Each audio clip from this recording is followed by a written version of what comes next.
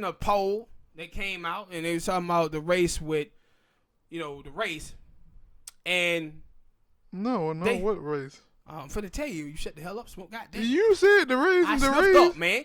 Damn.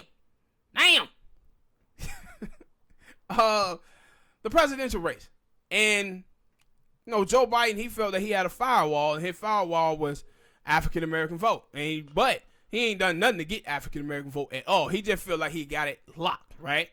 So he was dominating in South Carolina. But now this new poll comes out, and the new poll says it's 27-20. He got 27% of the vote. Bernie got 20. So Bernie is making inroads down there in South Carolina with the black vote. Elizabeth Warren, she was at 19%, and ever since Elizabeth Warren came out and said she flip-flopping on Medicare for all, her vote have went down. Also, when Kamala Harris started flip-flopping on Medicare for all, her vote went down too. So you would think that these people would start saying that the Democratic base want universal health care. They kind of say that over and over in the polls, but people keep trying to ignore this in the mainstream. But they showing this every time a candidate whiffles on it, they go other places. So now, yes, they should. Yeah. So now you watch with Joe Biden. Joe Biden got all of this weak press coverage where they ain't asking Joe Biden any tough questions. I watched this video the other day where he was on there and he called the dude fat. Did you see that shit? No. Yeah, the dude was asking him about his son because his son, the shit that him and his son was involved with was corruption when he was sitting on that board. And he tried to ask him about it, and Joe Biden get all defensive about it, right? And this is the type of stuff, though, that the mainstream media is supposed to be asking Joe Biden. And you just see that they're not.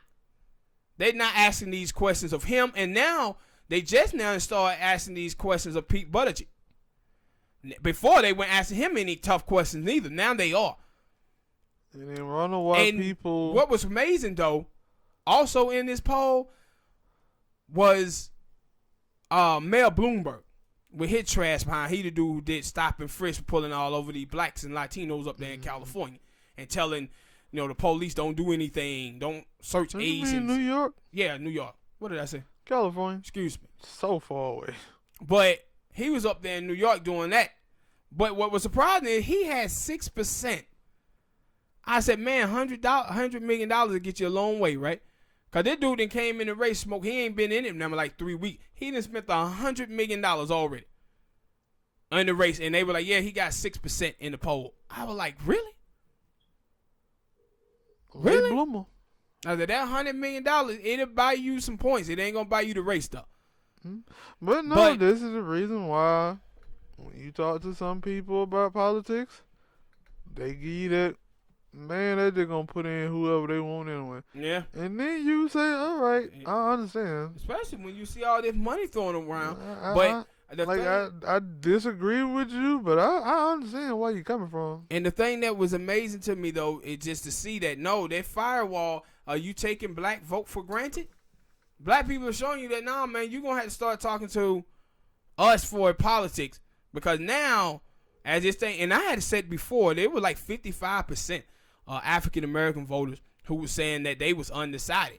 But so Joe Biden was winning that people who was in the 45% range, he was winning a large share there. But you still have 55% of black people saying, hell, we don't know who we going to vote for. You know how black people are around Thanksgiving and Christmas and all that. Black people ain't really paying attention to this election shit until after New Year's. But the ones who are now tuning in, you seeing this shift in the poll, seeing Bernie gain some in the poll. But I said none of these people better be taking African-American vote for granted out here. Seeing that black people are paying attention more. The ones who are paying attention more, and they saying, man, we got to try to see what these people are talking about out here for a policy, because we ain't really hearing nothing. But Bernie did make some gains in the polls, and Elizabeth Warren, she keeps falling down. She gonna keep doing this feminist thing to her death. Elizabeth Warren is. Now she's talking about how she gonna wear a pink scarf and all of this stuff. I was like, one of the things that Obama did well in the election, that Obama didn't make the election about electing the first black man president. He let other people say that, but he didn't go around saying, hey, vote for me because I'm black. Like Hillary Clinton, I'm with her, right? And now you see Elizabeth Warren, she doing some of the same stuff that Hillary was doing. And it was like, man, y'all better really come out here, just put your... Two things I think Americans are looking for. You got one group of people that looking for electability, who can beat Donald Trump, and then you got other people who are looking for policy. But that identity politics shit ain't going to get you nowhere. That accountability politics stuff ain't going to get you nowhere. But you see Bernie making these games. Did I tell you how they went after Jink? No. Yeah, because you know Jink, he running for... office out there in California. Yeah, for the... Some office out there in 25th district out there in California. So, Jink had made these comments. It was a long time ago.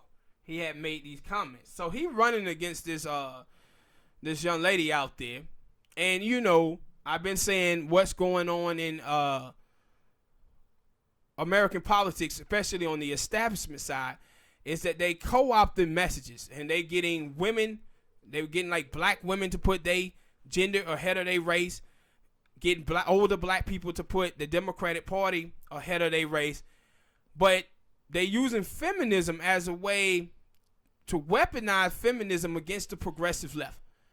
And they did it with Bernie and the whole Bernie Bros stuff, and now they doing it to Jink out there now with these comments they saying. And Jink has been a progressive for the longest time. I've been watching the Young Turks damn near 12, 13 years now. And Jink have always been, you know, he's to the left. He used to be a Republican way back. But on women issues, they've always been powerful. But now they trying to attack him. So he had got an endorsement from Bernie Sanders. He got an endorsement from Ro O'Connor. He got an endorsement from Nina Turner and some more people. So then they put this thing out. These women groups start blasting him. Blasting Jink. And so then Bernie came back and rescinded his endorsement. And I said, the Democrats better understand something. And the establishment Democrats. The establishment Democrat come out here with smear tactics against the progressive left or the socialist left. But then when the socialist left hit back, that's when they want to cry foul. But what y'all are doing is that you guys are egging on the left by unfair attacking the left. And then the left come back and hit you. And what y'all going to get is a candidate that's wounded for the general election. The people, man, one side is not going to be as enthusiastic about voting for that candidate because of the smear tactics that y'all have used. And the others, the progressive side, they're not just going to sit back and let y'all just hit them unfairly. They're going to come back. They're going to come back, and that's what you see happening on the national level, too. They want to hit Bernie unfairly with smear tactics. See, with this, Bernie knew. Soon when they came out with this story about Jink, he rescinded his thing because he know they're going to come off him. See, Bernie endorsed this guy to try to bring down Bernie numbers. Mm-hmm. But then you're going to have the progressive left. They're going to come out and going to pounce on, you know, Joe Biden and smash on him. Now, what happens to the candidate? Now you got to have enthusiasm. You got to have the whole party be excited about voting for the nominee. You can't have lukewarm support. But when you start using all these smear tactics, that's what you're going to get. A candidate that's weakened. And that's what they're going to do now. And that's why Trump ass probably going to win again. All right, people, hit that like button, subscribe. Thank you guys for listening, man. And we out. We'll see y'all next time.